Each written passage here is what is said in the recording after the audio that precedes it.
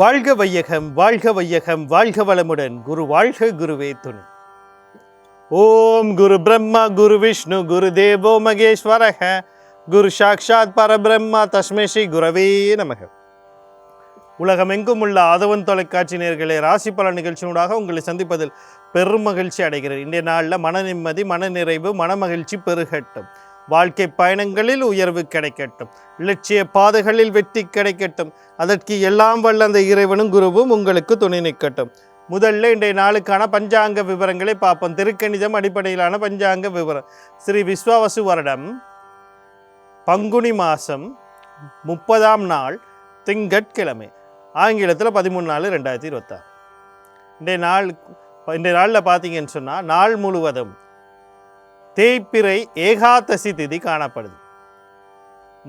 மாலை 4 வரைக்கும் அவிட்ட நட்சத்திரமும் அதற்கு பிறகு சதய நட்சத்திரமும் காணப்படுது. மாலை 5:17 வரைக்கும் சுபநாம யோகமும் அதற்கு பிறகு சுப்ரநாம யோகமும் காணப்படுது. காலையில் அதாவது மதியம் 1:20 வரைக்கும் பவகரணமும் அதற்கு பிறகு பாலவகரணமும் காணப்படுது.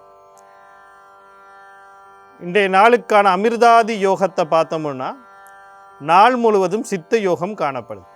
இன்றைய நாளுக்கான சூழத்தை பார்த்தோம்னா கிழக்கு திசையில் இருக்குது. அதுக்கான பரிகாரம் தயாராகும்.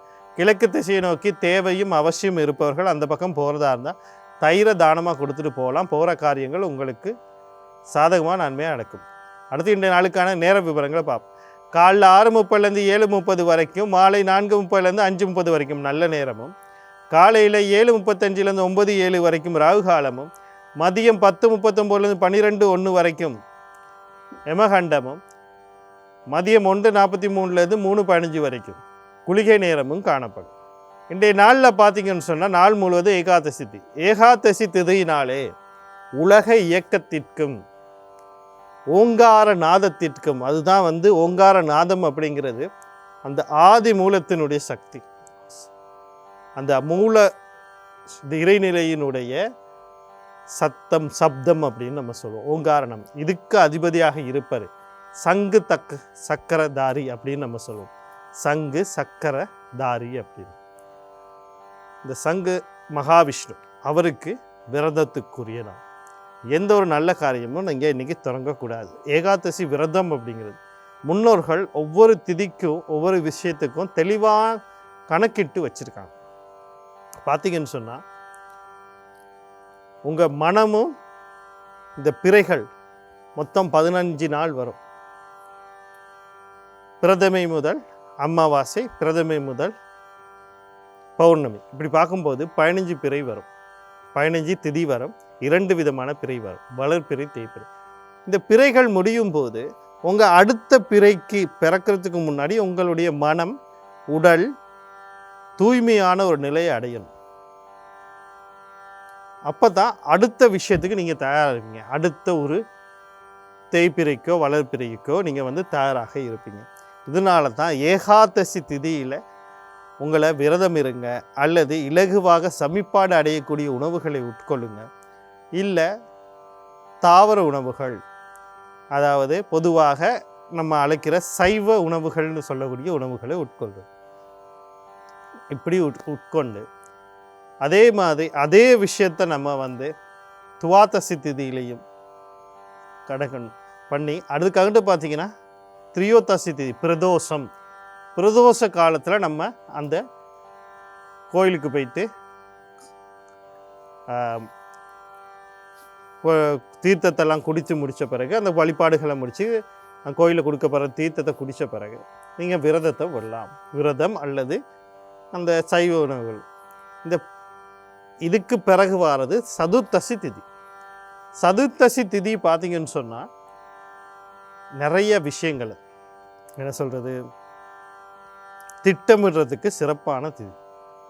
ஒரு விஷயத்தை வாழ்க்கைக்கு அடுத்த நிலைக்கு போகணும், அதுக்கான ஒரு முடிவு எடுக்கணும்னா அந்த திதி சரியாக இருக்கு. இப்போ எந்த அளவுக்கு நம்ம முன்னோர்கள் வடிவமைச்சிருக்காங்கன்னு பாருங்கள்.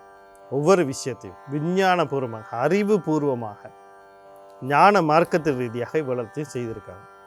இப்போ இன்றைக்கு நல்ல காரியங்கள் தொடங்கக்கூடாது, ஒரு விரதம் பூஜை புனஸ்காரங்களில் நீங்கள் ஈடுபடலாம்.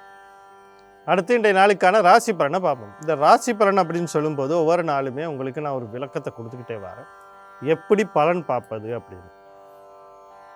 பலன் பார்க்குறது நீங்கள் எல்லாரும் செய்கிற தவறு என்ன அப்படின்னா, ராசிக்கு பலன் பார்க்குறது. ராசிங்கிறது உடல் மனம் சார்ந்த விஷயம். ஏன் அப்படின்னா சந்திரத்தினுடைய சிறப்பு அம்சமாக வருது. ஒரு தாய் உடலையும் மனதையும் உடலை கொடுக்குறா, அந்த உடலுக்குள்ள மனம் செயல்படுது. ஆனால் இந்த உடல் இயங்குறதுக்கு உயிர் தேவைப்படுது, அது தந்தை கொடுக்குறார்.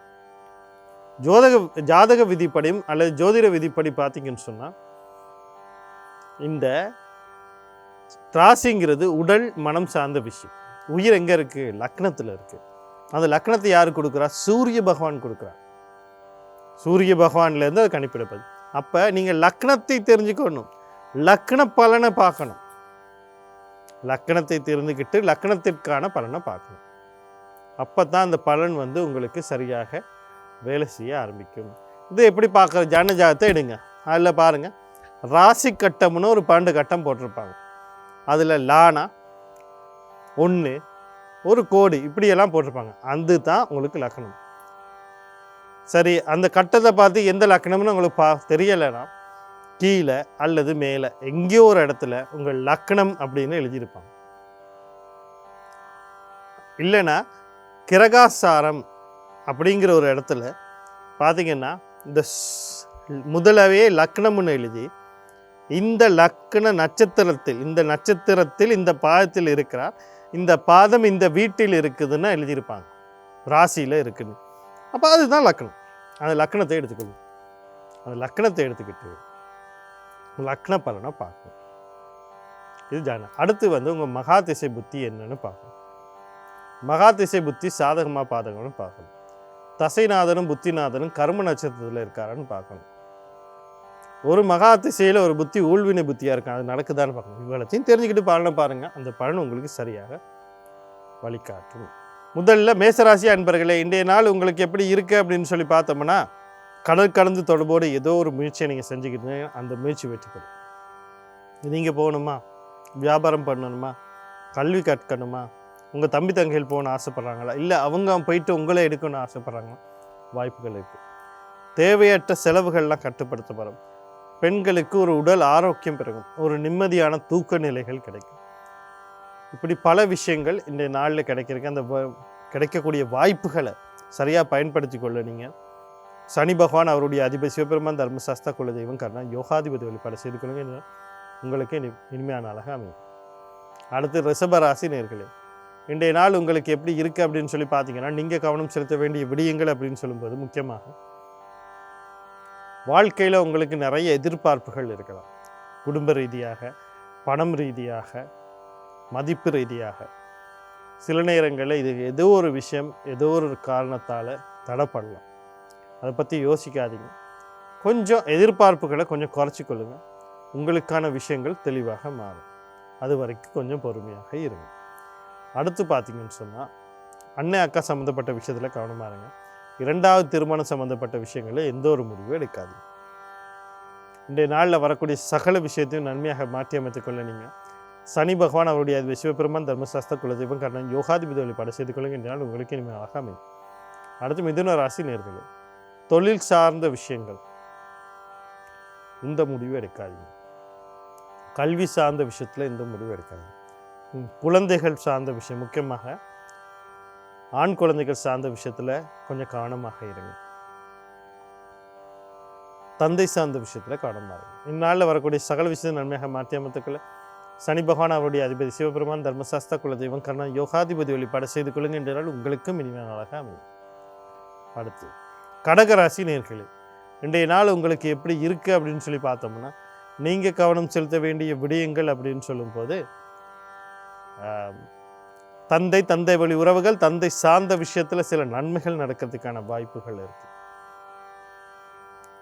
உயர்கல்வி சார்ந்த விஷயத்தில் விருப்பப்பட்ட துறையில், விருப்பப்பட்ட பல்கலைக்கழகம் அல்லது கல்லூரியில் வாய்ப்புகள் கிடைக்கிறதுக்கான வாய்ப்பு இருக்குது. அடுத்து பார்த்தீங்கன்னு சொன்னால், வெளிநாடு சென்று படிக்கணும்னா வாய்ப்பு இருக்குது.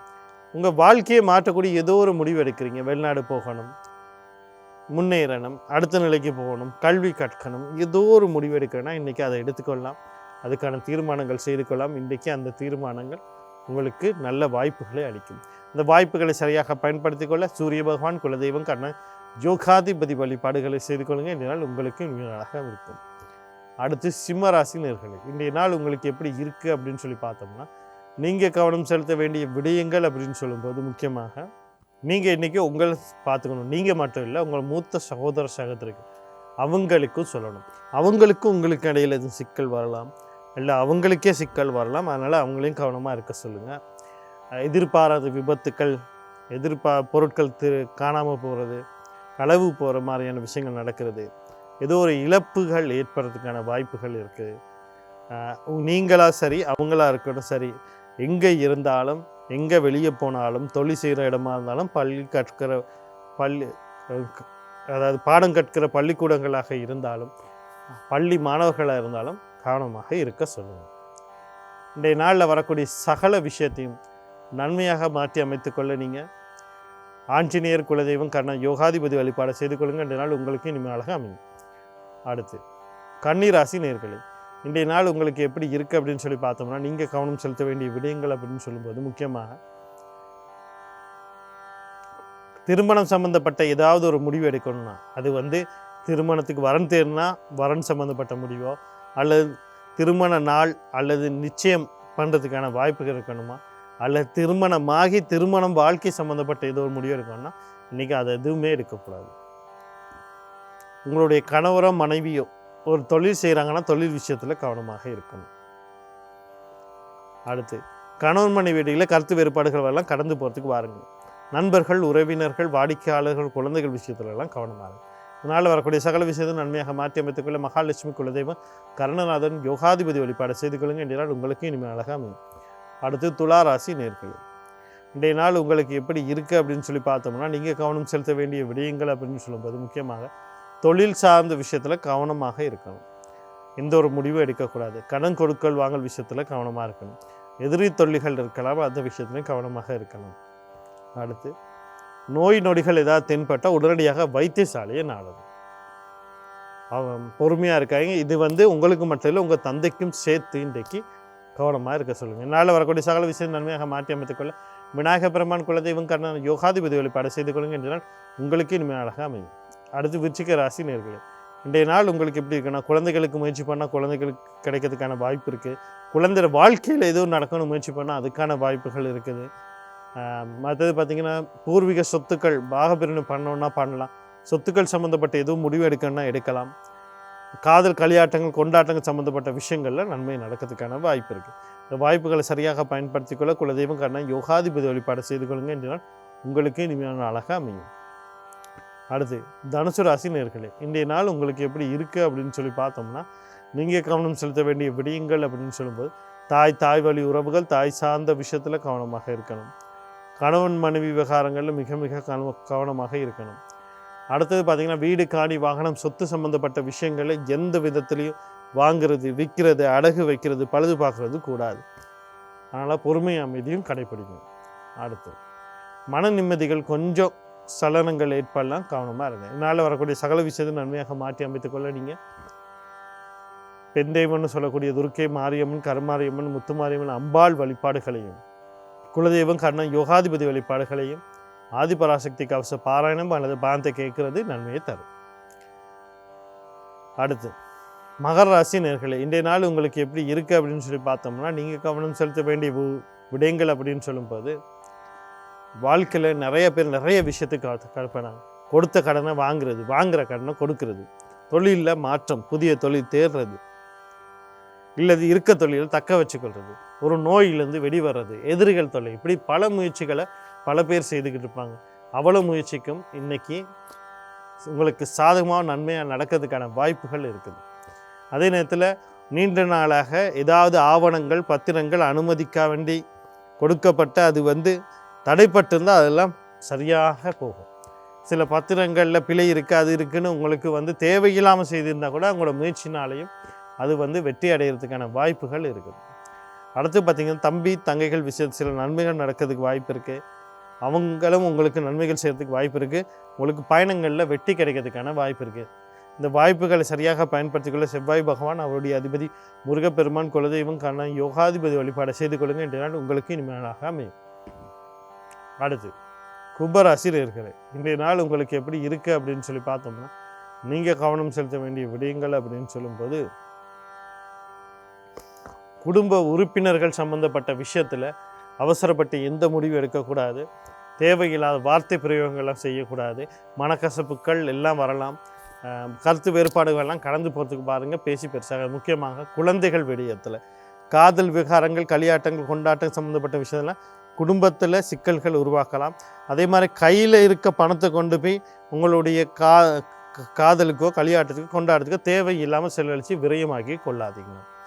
அதே நேரத்தில் பார்த்தீங்கன்னு சொன்னால் உங்கள் வார்த்தைக்கு மதிப்புகளில் கிடைக்காமல் போகலாம். உங்கள் வார்த்தைக்கு எதிர்வார்த்தை பேசலாம். கவனமாக கையாளும். நாளில் வரக்கூடிய சகல விஷயத்தை நன்மையாக மாற்றி அமைத்துக்கொள்ள புத பகவான் அவருடைய அதிபதி மகாவிஷ்ணு குலதெய்வம் கண்ணன் யோகாதிபதி வழிபாடு செய்து கொள்ளுங்கள். இன்றைய நாள் உங்களுக்கு இனிமே நாளாக அமையும். அடுத்து மீன ராசினியர்களே, இன்றைய நாள் உங்களுக்கு எப்படி இருக்குது அப்படின்னு சொல்லி பார்த்தோம்னா, நீங்கள் கவனம் செலுத்த வேண்டிய விடயங்கள் அப்படின்னு சொல்லும்போது முக்கியமாக நீங்கள் இன்றைக்கி உங்களை பார்த்துக்கிட்டால் சரி. நீங்களும் குழம்பி உங்களுக்குள்ள ஒரு மன அழுத்தத்தை உருவாக்கி அந்த மன அழுத்தத்தை உங்கள் தாய்க்கோ அல்லது உங்களை வாழ்க்கை துணைக்கோ கொண்டு போய் திணிச்சு அவங்களையும் மன அழுத்தத்துக்குள்ளாக்கி சிக்கல்களுக்கு உள்ளாகக்கூடிய காலமாக இருப்பனால் பொறுமையை அமைதியும் காப்பது நன்மை தரும். முன்னால் வரக்கூடிய சகல விஷயம் நன்மையாக மாற்றி அமைத்துக்கள். உங்கள் ராசி அல்லது லக்னாதிபதினு சொல்லக்கூடிய குரு பகவான் அவருடைய அதிபதி தட்சிணாமூர்த்தி குலதெய்வம் கண்ணன் யோகாதிபதி வழிபாடு செய்து கொள்ளுங்கள். இன்றைய நாள் உங்களுக்கு இனிமையாக அமையும். மீண்டும் நாளை ராசி பலன் நிகழ்ச்சியோடாக உங்களை சந்திக்கிறேன். நன்றி, வணக்கம், வாழ்க வளமுடன்.